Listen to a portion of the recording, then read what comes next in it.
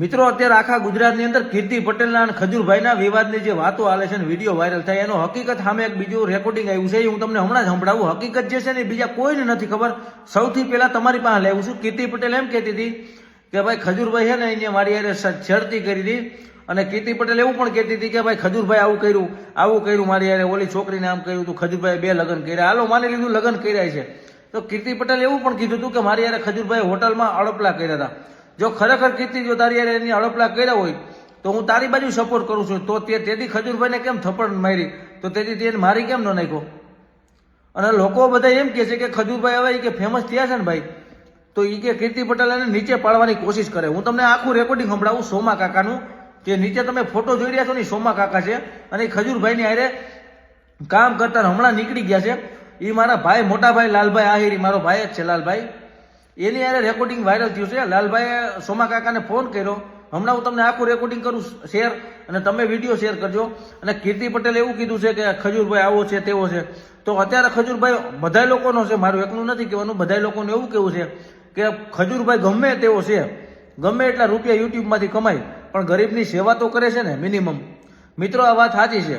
ભલે ગમે એટલા કમાય, ભલે કરોડો કે અરબો રૂપિયા મહિને કમાતો હોય ખજૂરભાઈ, પણ ગરીબોની સેવા કરે છે ને. બીજા કોઈ સેવા કેમ નથી કરતા? એટલી બીજા કોઈ કેમ સેવા નથી કરતા? પોપટભાઈ આહિર, ખજૂરભાઈ, મહિપતસિંહ ચૌહાણ, આવા લોકો સેવા કરે છે, તો એના આટલું લોકો કેમ પગલાં ભરાવે છે? એ વાત પણ મુદ્દાની જોયા જેવી છે. અને કીર્તિ પટેલે બીજી એક વાત કીધી કે સોમા કાકા એ કે છે ને એને ખજૂરભાઈએ પગાર નથી દીધો. એ પોતે એમ કહેતી હતી. અને હું એમ નથી કહેતો કે કીર્તિ પટેલ ખોટી છે કે ખજૂરભાઈ ખોટો છે, પણ હકીકત જે છે ને એ હું તમારી પાસે સૌથી પહેલા હું લાવ્યો છું. એનું આખું રેકોર્ડિંગ સાંભળો તમે, એટલે તમારી આખું ઉઘડી જાય. જોકે અત્યારે કીર્તિ પટેલ બાજુ કોઈ સપોર્ટ નથી કરતું, બરોબર. અને કીર્તિ પટેલે ખજૂરભાઈનો વિરોધ કર્યો, અને લાલભાઈએ ખજૂરભાઈ બાજુ સપોર્ટ કર્યો. અને મને ઘણા કહેતા હતા કે દેવભાઈ આહિર તમે કંઈક 2 શબ્દ બોલો એના વિશે. તો હું કોઈ બાજુ બોલવા માંગતો નથી, પણ જે હકીકત છે ને તમારી બાજુ લાવ્યો છું. તમે સાંભળીને તમે ખુદ ચોંકી જશો. હું ખોટે ખોટું એમ કહું કે ઓલી ખોટી છે ને ઓલો ખોટો છે, એના કરતાં તમારી રીતે તમે આખું સાંભળી લો રેકોર્ડિંગ, કે મારા ભાઈ, મોટા ભાઈ લાલભાઈ આહિર અને સોમા કાકાએ ફોન ઉપર વાત કરી છે, અને હું વાત કરી સાંભળી લો. આખું રેકોર્ડિંગ સાંભળો, તમને ખબર પડી જાય કે આ ખજૂરભાઈ ખરેખર ભગવાન જ છે. ખાલી બધા એમને ભગવાન નથી કહેતા. તો ખજૂરભાઈને તમે પણ માનતા હોય, ભગવાન માનતા હોય, તો કોઈ લાઈક કરીને શેર કરો. તો સાંભળો રેકોર્ડિંગ આખું. હેલો, ઉમા કાકા દ્વારકાધીશ.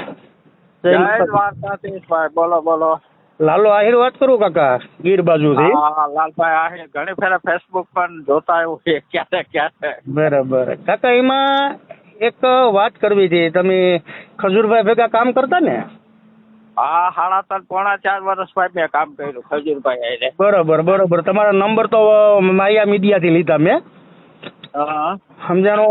એમાં એક મુદ્દો એવો હતો, તમને તો હાલમાં ખબર જ હશે. હા, આપણે આ કીર્તિ પટેલે, મારે વાત થઈ હતી કીર્તિ પટેલ સાથે. હા. તો એમાં કીર્તિ પટેલે એવું કીધું હતું કે સોમા કાકાને કાઢી મૂક્યા એમ. નહીં. હા. મારી વાત તમે સાંભળો. મારી ઉંમર અત્યારે 72 યર્સ છે, 72 વર્ષ. બરોબર કાકા. અને એની કાયદા નથી. મેં સ્વૈચ્છિક નિવૃત્તિ લીધી. મને સાંભળવામાં બહુ તકલીફ થઈ ગઈ છે લાલભાઈ. બરોબર કાકા. અને એથી વધારે હું જયારે નાનો હતો ને, અમારે ગામમાં ઓલી આંબલી હતી, તે કાચરા પાડવા ગયો તો તે કઈડમાં લાગ્યું હતું. એ અત્યારે મને કઈડ દુખે સમજ્યા, એટલે હું કલાક કે 1.5 કલાક બેસી ન શકું. મને નીતિ જાડીએ કાઢેલ નથી. મેં સ્વૈચ્છિકતા નિવૃત્તિ કીધું કે ભાઈ હવે મારાથી કામ થાય નહીં, પ્લસ લાંબો રૂટ ન ખેંચી શકું, અને સાંભળતો હાવ નથી એમ. બરોબર.